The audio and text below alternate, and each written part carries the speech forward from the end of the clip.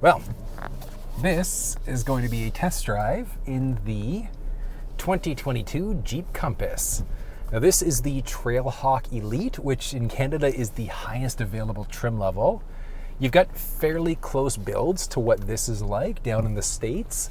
The States, you are in your high altitude as your technical highest available trim level.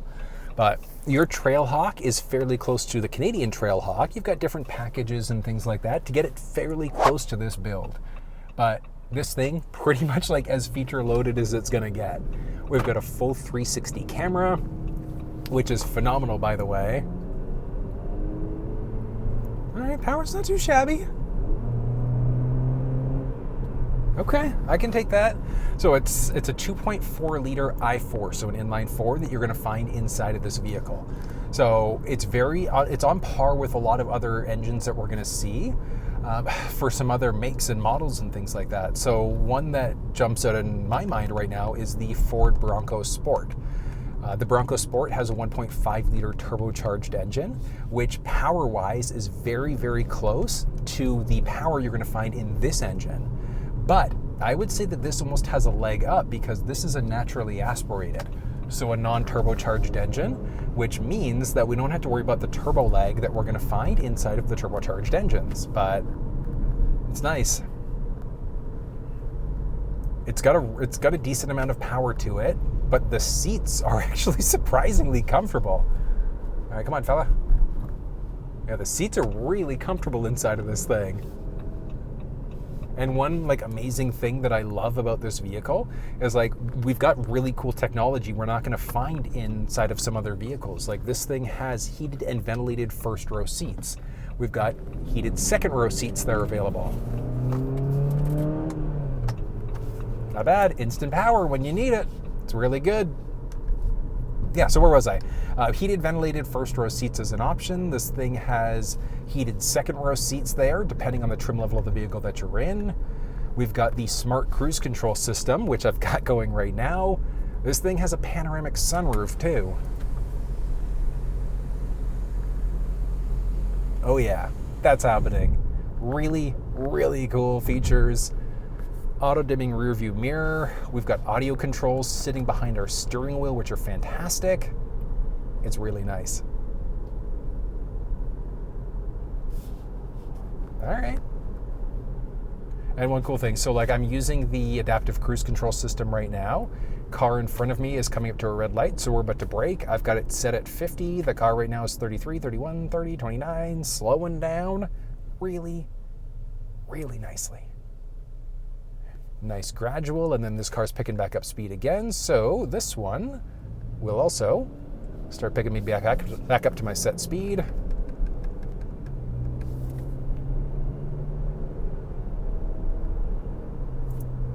For the engine size, it's pretty good. There's one thing I wish that this had a sport mode, a physical sport mode.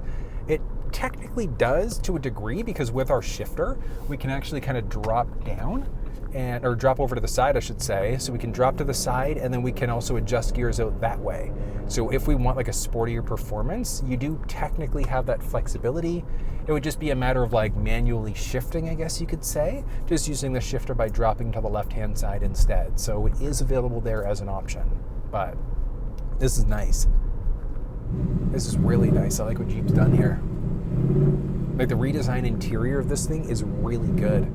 The seats are super comfortable. Now this is the Trailhawk Elite, so highest available trim level in Canada. But I mean, the seats across the board are really good for the models of the Compass that I've been inside of so far. This is respectable. Huh. And super quiet inside of this. We've got the option for the Compass to be either front wheel drive or all wheel drive, just depending, or I guess 4x4, depending on which model of the vehicle that we're in. So it's once you get into the Trailhawk version of the vehicle, strictly going to be available 4x4. The higher trims, same idea in both Canada and the States. This is nice though. This is really nice. We've got some good settings. Like we've got, because we're in the 4x4, a series of different selectable drive modes. So we've got our auto mode, snow mode, there's sand mode, and then a rock mode. Rock mode is really good because it's essentially like that, the whole idea of like being off-road. Not too shabby. Not too shabby. All right, I'll give it that. All right, so anyway, so our rock mode, useful if we're going off-road. So if like, not like Jeep, what is it, like the Wrangler territory, but if you at least wanted to go like basic trails and things like that, this would have you covered.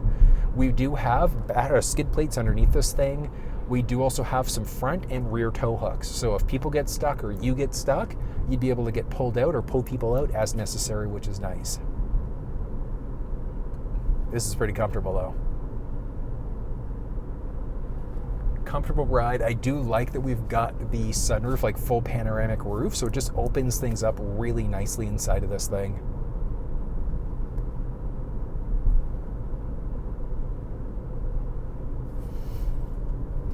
I mean, I love the media screen inside of this too.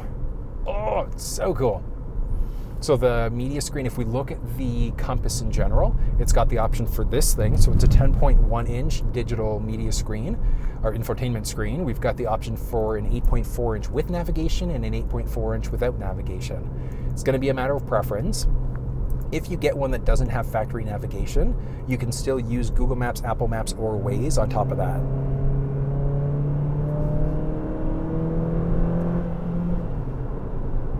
Power's not too shabby. All right, I can take that power. That's pretty good. All right. Point for Jeep. Again, it's nothing like, oh, that's really cool. Whoa. Did that just like steer for me too? No. I think it did. I think that just steered for me around this bend. That's amazing. Oh, that's really, okay, I did not know I could do that. So we've got like our highway drive assist here, which is amazing. So this thing can literally keep us perfectly balanced in our lane as we go. That is really cool.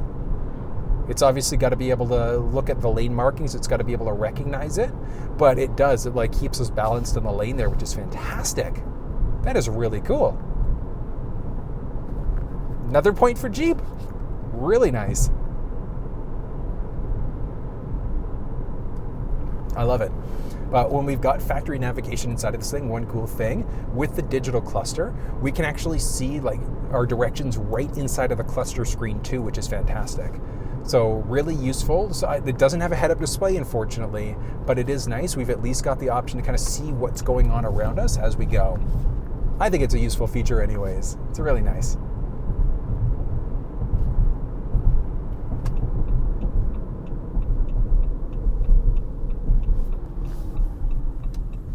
All right, little trail.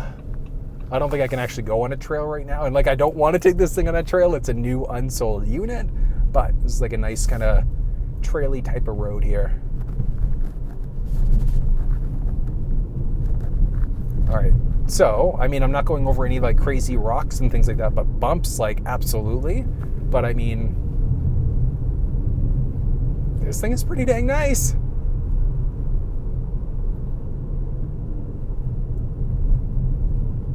I gotta make friends with these people. I drive by their place all the time when I'm shooting videos. Ooh, this is useful. Do we have like a little trail area I can take? Oh yeah, here we go. All right, so a little bit of like 4x4 capabilities inside of this thing. Suspension in this is really nice. That is really nice. It's impressive. Now, obviously, I'm not doing like any crazy rock crawling or anything like that. I'm just going over some basic, I'm trying to like hit bumps and things like that. But this is really nice. Nicely done, Jeep. Cool. I can take that. All right. I'm okay with that. That's nice. It's impressive. And like we've got our full 360 surround monitor on top of that, which is fantastic. But features, styling wise, options, things like that, this is an impressive ride. And that's a quick look at the interior and doing a little test drive of the Jeep Compass. What did you think? They said features styling wise, this is, oh yeah, multi-way adjustable headrest. This is really nice, but what are your thoughts? If you have any questions, drop down in the comment section below and let me know. More than willing to talk you through any issues that you might be having. If you're looking for a full walk around on the features, so if you want to know how to use the steering wheel cluster, the media screen, you can find that walkthrough in the description of the video. You can also find links off to a fuller walk around going over all of the different features that you can expect inside of this thing. But really nice look, really nice feature. Like, features are great, but if you found this video useful, give it a thumbs up, share it with your social networks, subscribe if you haven't already. Until I see you next time, take care.